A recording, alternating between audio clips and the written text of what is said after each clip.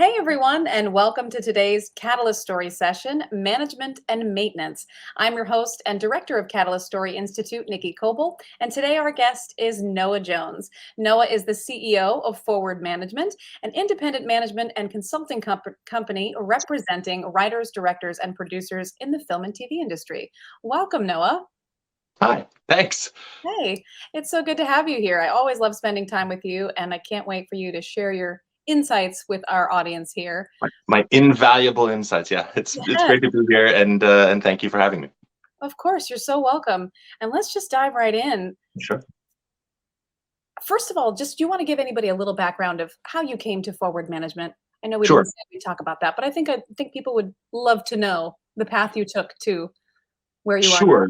I spent the first half of my career on the studio and development side, and then pivoted into representation as an agent at the Gersh Agency. Mhm. I was there for 8 years in TV lit. My whole career has been in television. Mhm. And then at the top of the pandemic, shifted into an independent role as a manager, and hung up the suits and got to get a little bit more in depth with my clients. Yes, I love that. Just relaxing out of those suits has to be a great feeling and kind of settling into your own authenticity of how you'd like to operate. Absolutely. Yeah, That's it's a lot more comfortable. yes, for sure. And I'm sure it's appreciated that everybody can tell when it's a more relaxed environment. How would you say you define your role as a manager? What are you and your clients each responsible for? Sure. I mean, there are lots of different types of managers. Managers are a little bit more loosely defined than agents. Mm, You know, I'm definitely somebody who likes to read and likes to be involved in the creative direction of a client. So a lot of what I like to do is be involved in that um, initial stages of finding and coming up with and breaking an idea, and be kind of somebody who is a sounding board mm, to my client. And part of the role in that specificity is keeping the broader picture of the client's career in mind. Sometimes when you're writing something, that's all you can focus on. And right. so, as kind of an advocate and a part of the team, a lot of my job can be to look forward at the kind of more holistic approach to the career and say, you've written three police procedurals now. Maybe next time we need to branch out from that, Right. um, because we have that covered. Thinking just in terms of strategy long term. The general role of any representative, whether it's an agent or a manager, is to kind of protect and promote the career of a piece of talent, of a writer, or director, actor, that they believe in. And Right. for my purposes, that's a little bit of looking out for opportunities, making sure that we know the marketplace, knowing what's staffing or what's selling or who's buying. And then part of that is looking internally at the client to make sure that we have their best skill sets forward. Mhm. And that's kind of a lot of the work. And similarly, the client's responsibility is to generate material and to generate relationships and longevity, because this is, it's a business of relationships, and it can't function long term without a growing group of peers and colleagues. So making sure that the writer is also out there, kind of working to build a network, is important. Mhm. But it's also, the writer's responsibility is to be true to their creative instincts and to not try to chase things that aren't, you know, really things for them. Right. And that can be hard sometimes when you hear about an opportunity that's, an open writing assignment for a spaceship series, and you've never written genre in your life, but you want to try. Right. That can be hard to rein in. And so your team's job is to be be supportive, but also realistic and honest with you. Mm-hmm.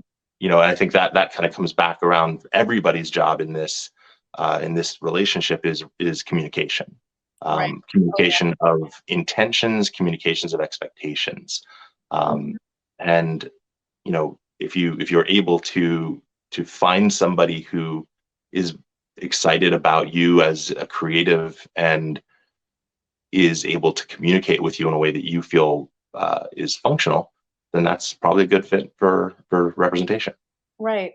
I think it's so important because I know oftentimes you hear people, whether they be actors or writers, any kind of creative, say, I just got to get representation. I just got to get a rep, and then I'll be good. And you're like, no, no, no.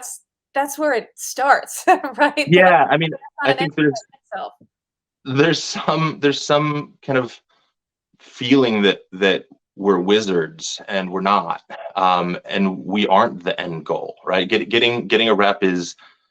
is just one step along the way, and it's more and more not always necessary. You certainly see people who are independent and build their own empires, but it is in kind of the most traditional sense, the beginning.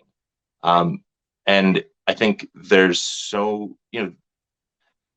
we all need to remember that everybody started somewhere, and everybody kind of had to find their way into representation or into the industry as a whole.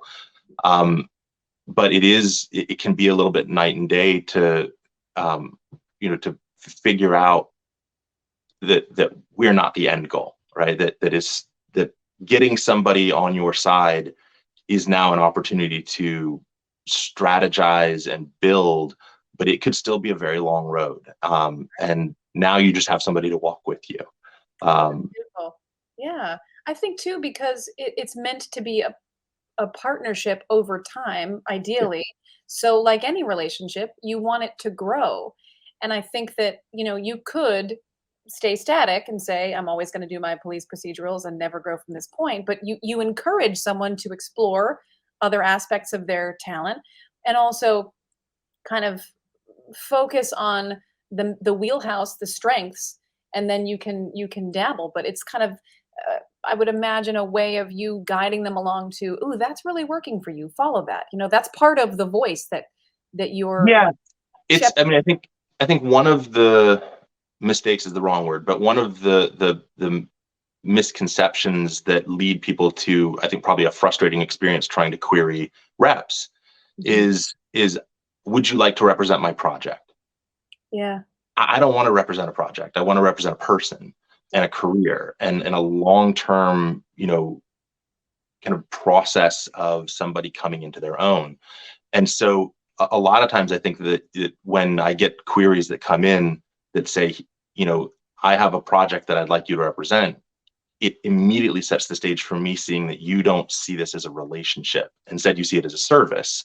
And Right. that's okay if you find somebody who wants to do that. It's just not what I do.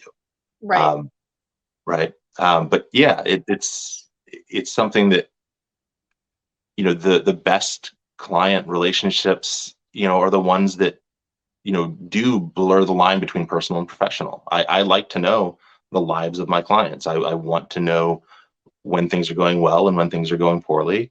And I think that's, a little bit of a difference between manager and agent is that, I am looking as much at the client's kind of personal journey as I am sending their material out.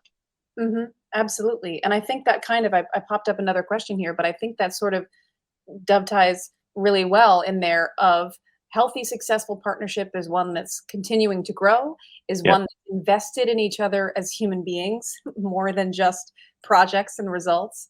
And Yeah. red flags are that either someone's not looking to do the work with you or that they're stagnant, right? Is there anything else in that? Yeah. I mean, I think I see a lot of times, people work so hard to find representation, Mhm. and then they are scared to engage with them. Mm, And a lot of times that's more on the agent side, where they don't want to reach out and be in communication with their agent, and they're because they're worried it'll chase them away. if you feel like you're not comfortable talking to your reps, there's a problem. Yeah. Now, maybe you're calling twice or three times a day. Right. That's also a problem, but that's something that hopefully, a good rep is going to raise and say, hey, listen, you know, I can, I can't have my day broken up this much, so let's Mhm. schedule a time or something. Right. But the communication has to be both ways. And if you feel like you're constantly chasing your rep for information, um, then you should have a conversation with them about why that dynamic feels that way. Mhm. But it really always comes down to remembering that these are long-term relationships that require trust, that require a game plan and clear expectations. And sometimes I think that that alone can solve problems, because if somebody comes to me and says, well, your job is to get me meetings, I can understand then, oh, I need to be more clear with you. My job in a lot of times is to put your material into the marketplace, and hopefully it generates meetings. Right. Right. And there's a that's a it's a subtle difference, but it's one that I think is important to hear. Absolutely. Absolutely. Because I think that is the back and forth, the give and take of it, the investment on both sides. It's not just I'm going to deliver the goods and you let me know when we've made money, Yeah. right? You let me know when I'm staffed. It's a conversation, it's a dance. Yeah. And it should be free flowing, right? It should be, you know, something where, I mean, because everybody has different needs in terms of the amount of face time they get. I have clients that I speak to, once a week or twice a week. I have Mhm. clients that I speak to every couple months, and you know, that's partially because we have a very clear understanding of what we need from each other, Right. um, and that's important. I think flexibility on both sides is important. If if your rep comes to you and says, listen, you have all of these half-hour samples and none of them are multicam, that's holding you back, Mm, um, and you don't want to write a multicam. um, I mean, obviously you're allowed to guide your own career in the way that you want to, right. but that should be a conversation about, well, why aren't I? And Mhm. and if it's because you've never ever wanted to be on a multicam and your rep keeps pushing you, well, then maybe it's not a good relationship. Right. So it goes both ways. And in the same way, if you feel like you want something more, if you want, you know notes to come in faster, if you want, a better understanding of what your deal points are, and why you are able to do some things and not able to do other things, and your rep, can't or won't provide that time and explanation, and that's also an issue. Mhm. But it is, at the end of the day, it's a partnership that requires both of us to feel engaged, um, and that we believe that there is an end game, and the end game is you working and feeling creatively and financially supported, right? Because Mhm. Lord knows we all got to eat. Right. um, but that doesn't always come fast, and so the hope is that the long-term relationship gets you through those low points as well as the high points. Absolutely. And has the pandemic affected the process of representation for you at all? A little bit. How has Yeah, I mean, it's affected everything. The whole industry as a whole is changed because of the dynamics, both of the workflow. Things are slower. Things are more challenging, even in production or development. Zoom rooms or COVID protocols, all change things. Um, but it also has changed viewer patterns, and it's changing, the way that the networks are deciding to make decisions about releasing things or ordering, how many episodes. So that's all changed.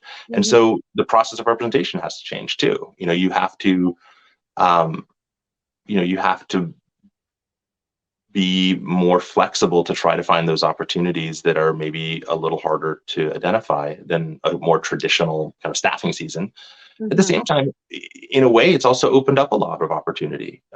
People who don't live in Los Angeles or New York are, I think, far more able to participate in the traditional kind of Hollywood system Mhm. because everything's on Zoom.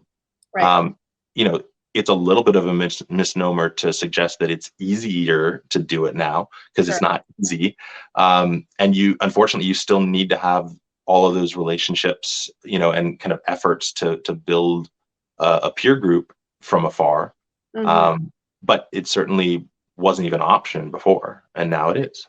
Right. Um, Pros and cons to both. More yeah, inclusivity, more, remote work or remote access. Also, though, a difference of when energy's cooking in the room yeah, versus staring at the Brady Bunch tiles that we've been staring at for 3 years. You yeah, know, different energy. But some rooms can thrive with that. I'm sure it's a little bit different for comedy versus drama. Some people can focus on certain scenes and call it a day, but if there's a vibe, I would imagine for comedy it might be a little harder, but maybe that's just a generalization. yeah. I mean, I think comedy is probably harder because you rely on that very kind of intimate banter that you get in a room. And when you have a time delay or an audio delay, that's hard Yeah. to capture. But I don't know. I mean, I've seen successful rooms in both drama and comedy that happen on Zoom. Um, I think there's also the functional kind of process of trying to break in has changed because of all of the dynamics of this. And, there are fewer general meetings happening. Right.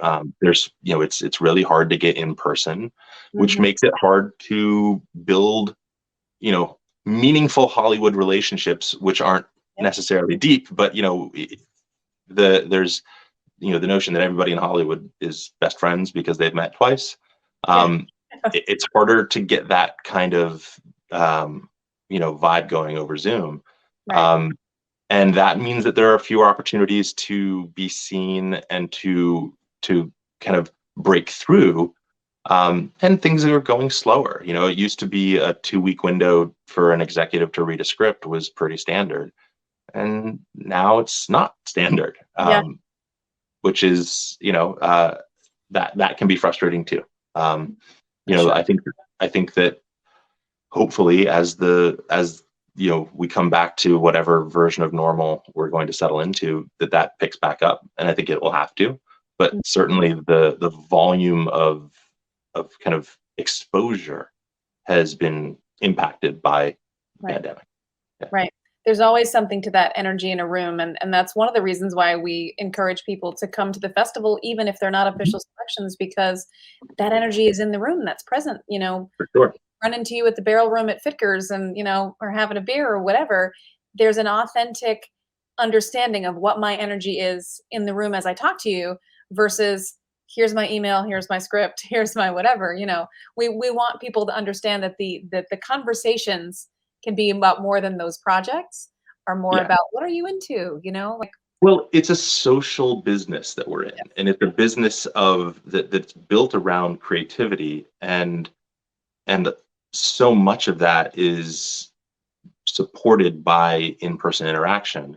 right. And so festivals are a great way of having that kind of non-transactional interaction, right? And I think that that's something that a lot of all of us, whether they're on the rep side or the studio side or the writers and creators side, it's building relationships that aren't immediately what can you do for me.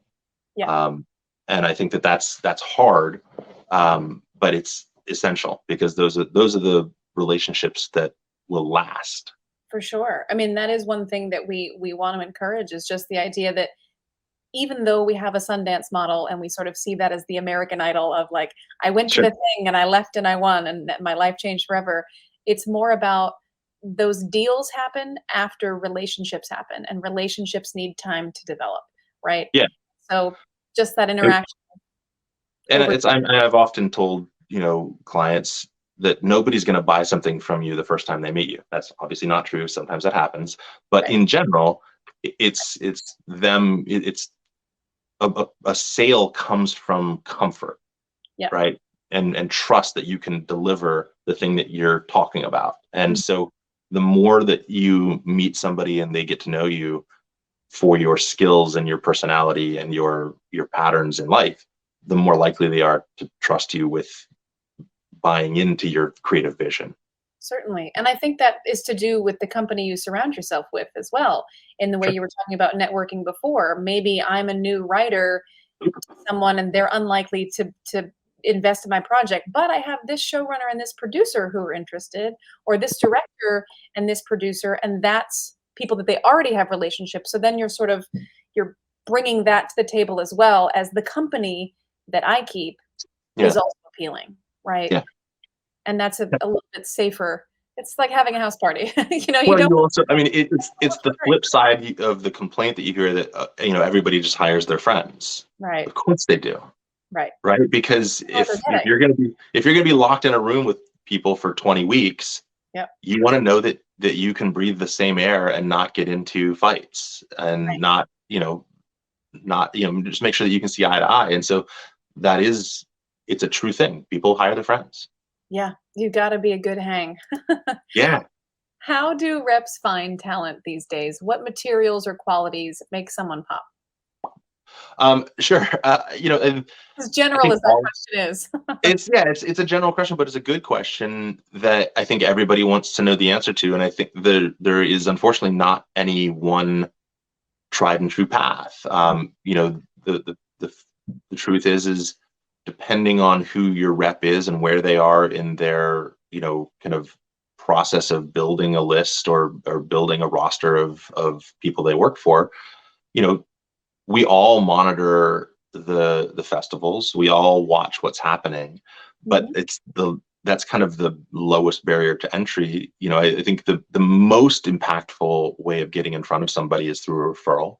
mhm, So that's always hard, right? Because a referral is asking somebody to risk their relationship on you, and mhm. so that's why they're so meaningful. Right, Um, my job as a rep is to sell somebody. So if I'm out there saying, "Hey, you got to read this person. They're so good. You should rep them with me," CAA, yeah, they know that's what I'm there to do. right. Whereas if instead, I get a showrunner or a writer or an executive who comes to me and says, "Noah, you should take a look at this person. They're really great." There's no skin in the game for them other than our relationship, Right. right? And so that's a more meaningful thing. Um, you know, a lot of what we're looking for on the page is stuff that I think can be hard to teach or hard to grasp, which is just authenticity and a strength of voice. Authenticity gets thrown around a lot, so I don't like using the word, but Yeah. it's does your voice feel confident? Does your writing, you know, match the standards that we look for in television, or film? You know, do you have a different perspective, a worldview that you know, is unique to you or Mhm. informed by something that you've done in your life? Or just informed by a great creative spirit. We look for all of those things. Right. But I think, you know, there's no one way that I've come to all of my clients. Sure. Clients, sometimes you're standing in the grocery store talking to somebody and that turns into, something. Sometimes you are, going through the blacklist or through, Coverfly or through, whatever the new list of the day is, and you see a log line that speaks to you, and so you read that and then you ask for more material and go from there. Mhm. But I think that we have to be open to things, but we also have to be cognizant of what we already have and not overextending ourselves. Sure, I think yeah. that's an important thing. And right now all of my stuff says I'm not taking on new clients, and I'm not. I still get 5, 10 query emails a day. Yeah. I don't know why that's happening. And I read them all, but I don't respond to them all anymore because I can't, because I have other clients to service. Sure. um, And I think actually that goes back to kind of expectations. I think it's always good to know your rep's client list and client load, right? Do they have 2 clients or do they have 100? Right. And where does that put you in their, kind of roster of urgency? Of course, Um, because I think what you're saying too is that, yes, it's a business, but it is personal in that you have connections and relationships with the people you already represent, and Mhm. the person in front of you may be wonderful and amazing, but I'm inherently creating a conflict with someone else that I already represent, and so I respect the both of you too much to do that. Yeah, Therefore that's absolutely something that has come up in my career a number of times, where Mhm.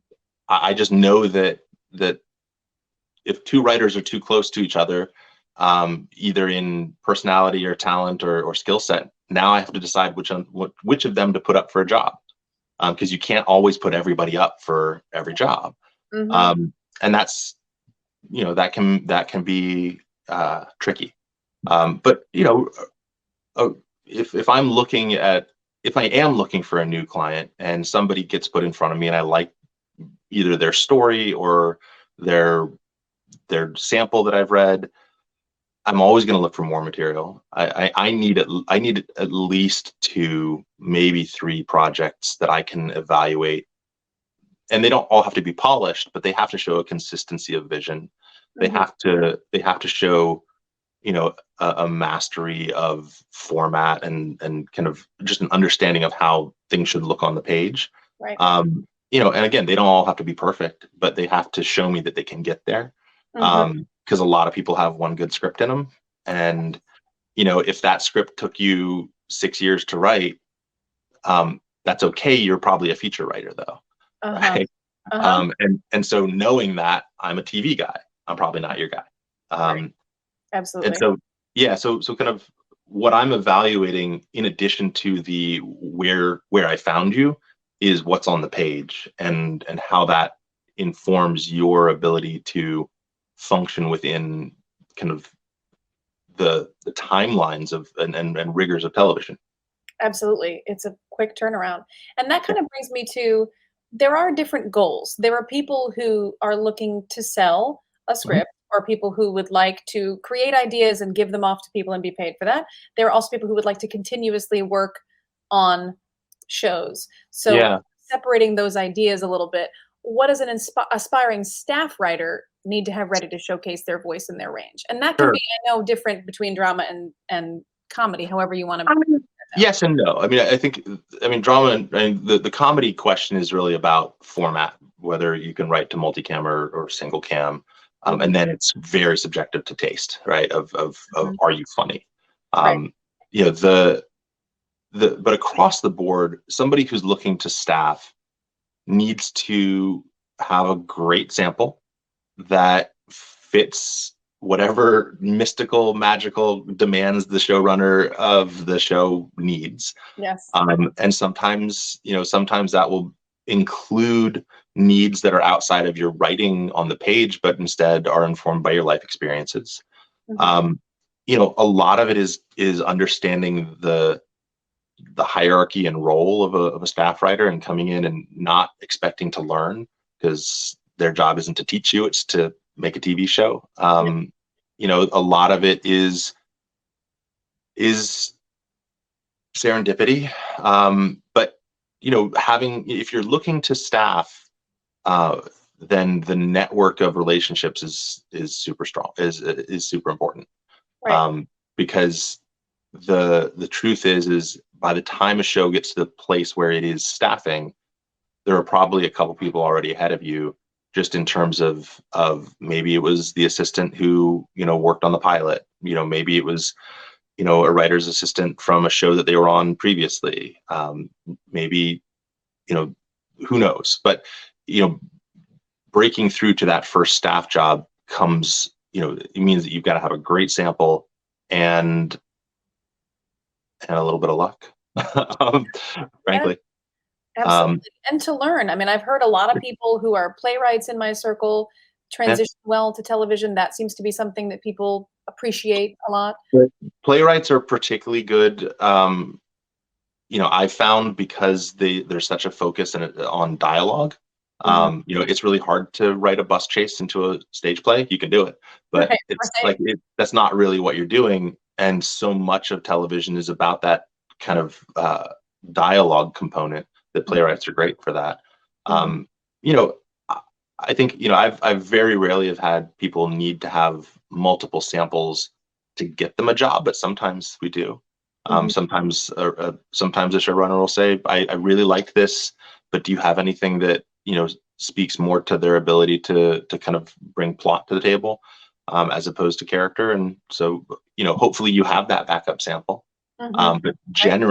generally the decisions are being made first on that initial submission, and then if you get a meeting, it's really, then it comes down to personality. Yeah. And I always tell people that it's such a you're so incentivized, I think, to try to be who they want you to be.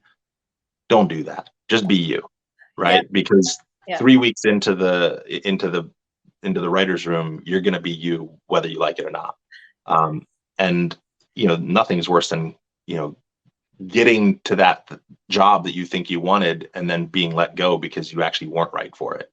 Mhm. Um, so you know that that kind of meeting with a showrunner has to be you. It has to be very genuine. Right. And I think can we take one quick second to just Yeah, of address course. in terms of a portfolio, Mhm.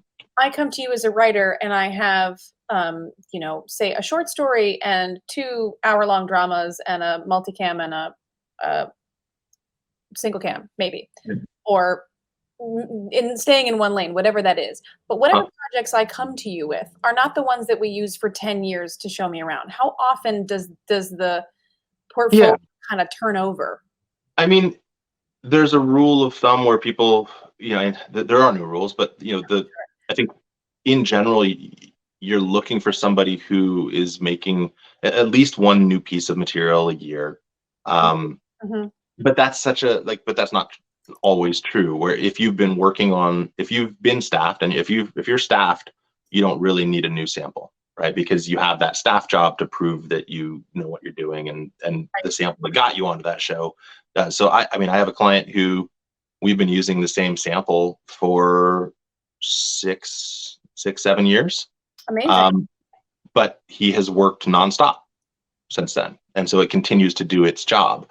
Right. Um, I so it's a little bit of evaluating where you are in the career to dictate new material, and also what's been out in the marketplace, right? Because if you've taken something out and given it its shot and it hasn't won the day and it hasn't been sold, then that becomes a sample. But usually you have a lead sample, right? You have one project, and maybe it's the first thing you ever wrote, maybe it's the 10th thing you wrote, but something will emerge as your lead sample, and the rest of your portfolio kind of becomes supporting evidence.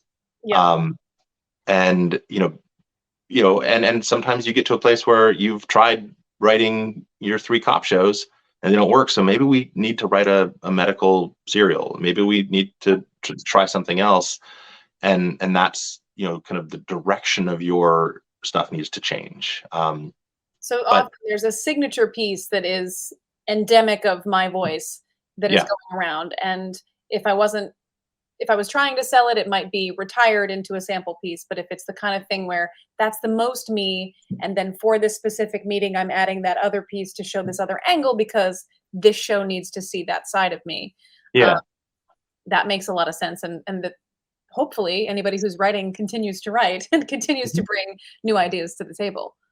right. And I think the when people hear one sample a year, that's either too much or too little in their heads. And Mm, when they think, oh well, but I've written 4 scripts this year, the thing you have to remember is you have to let your material do the work for you. Like, you've done the work of putting the material on, the words on the page. mhm. Well, now it's got to go out into the world, right? And it can be frustrating to wait for that to happen. It can be frustrating to let your work do its job, Mhm. because then you don't feel in control. And so the impetus is to, oh, I'm just going to keep on writing.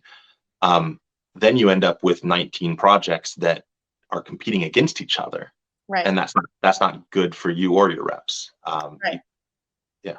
you don't want to fool yourself into being like, I'm prolific, but I'm Right. diluting the concentration that could go into really making something potent. And that's not that you shouldn't always write what you want to write. It's just Right. that you need to be aware of the patterns and the timing and the capacity of the industry to read more of your work. Hmm. Um, and that's again something that you should be talking to your reps about, and they should be, honest with you about, hey, listen, pump the brakes, or hey, we need something 2 weeks ago. Yep. Yep. It's time. Are Yeah. there any limiting beliefs or misconceptions about working as a writer you'd love to just dispel forever out into the universe? Uh, no, all the limiting beliefs are true. No, Good I, to I know. I think Good to hear. it's, it's early in the morning. No, I mean, I think the limiting belief is that that I would love to see kind of countered, is that there isn't room for new voices, because there is.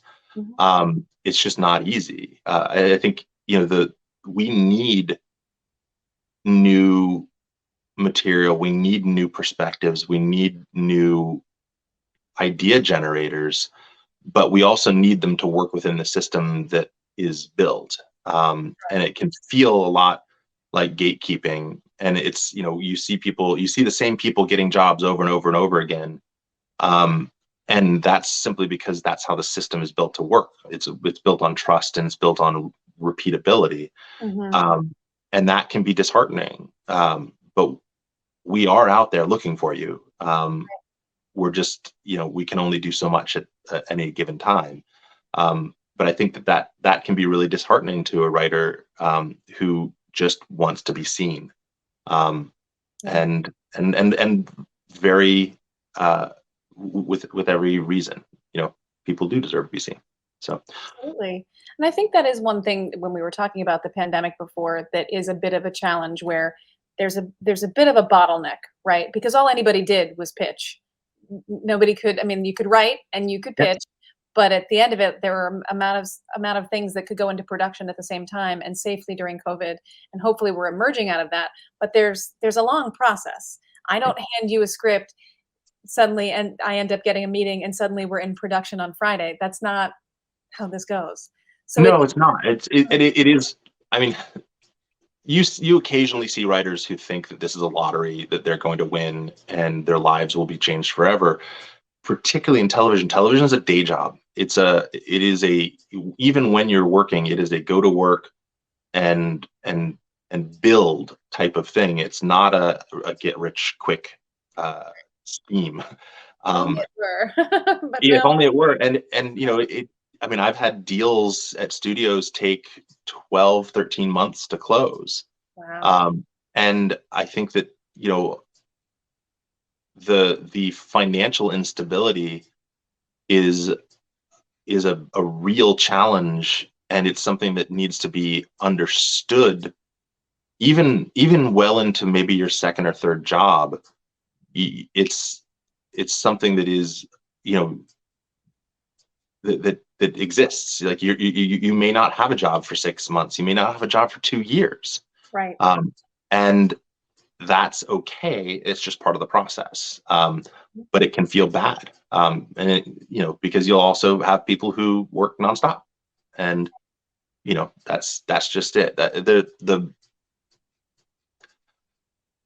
you want the creative visionary people, but you also want them to understand that like, that there's work to be done. And I think a lot of times, the frustration comes in television because there's like, it's a group thing, and sometimes you're not in charge, right? And sometimes you have to let other people take the lead. Sometimes sometimes your pitches don't land in the room. Mhm. And as long as you're continuing to put those pitches on the board, you're ahead of the game. Mm. um, Mhm. and and that's, I think, something that people lose sight of, from out, particularly from an external position. But Yeah, absolutely. Well, because it is a team sport, and like any team, there's going to be sort of the star of the team. There's going to be the people who support the bump set before the Mhm. spike, You know, Yes. everybody's necessary. But yes, also the seasons of just how this business operates right now. It's not there's no immediate gratification, or let's say that it's rare. Yeah. Have to be in it to win it for the long Yep. haul. For the long haul. And, whatever that means for you as an individual is going to be is different. Mhm, mhm, totally. I just would love to wrap up by saying or asking, what makes a story compelling, do you think? What makes Um, a writer? yeah, I think, again, we're coming back to that word authenticity, which I don't love. And so I'm going to try to talk about, so what makes a writer compelling is a perspective. And for me, that's always, you know, often always that's often been because a writer is coming into writing as a secondary career, right? So I think it's really exciting to read somebody who, has had life experiences, whether they are, military or, academic or parental, or whatever. I think bringing perspective and experience to the page, Yeah. um, is exciting for me. Mhm. And a story that reads deeper than plot and is instead about the human condition, whether it is about a very specific niche or whether it is a more broad kind of analysis of how we all work. I mean, that's what television's about, right? Right. So Mhm. a story that kind of reaches deeper than its kind of superficial plot is always going to be exciting to me. Yeah. Yeah. And I think that's true, as you say, of the humans too, that it's very easy, especially for the younger folks in the business, to come out and be really focused like this of I can't miss anything. I got to do this. I got to keep my head, in the game, and to Yeah, miss out on life that informs what would make your writing interesting as well, right? That you want to have lived experience that you can speak to, because that is what's going to make your voice even that much more unique. for sure. Yeah, and I guess the counter to that is that you don't always just have to tell your story, Right. but you have to bring your perspective to the stories you tell. Hmm. Hmm. Absolutely. That's wonderful. And we always love hanging out with you. I'm so excited. You're going to be at the festival this fall. Uh, Looking forward to it. yeah. And so we're so excited to have you. Thank you for your time and your insights. I'm going to just pop this up for everybody to remind them that we will be in Duluth at Catalyst Content Festival, September 27th to October 1st. We're so excited to see you all there. And thanks for hanging out with us, Noah. Thank you. Brought to you by the Catalyst Story Institute.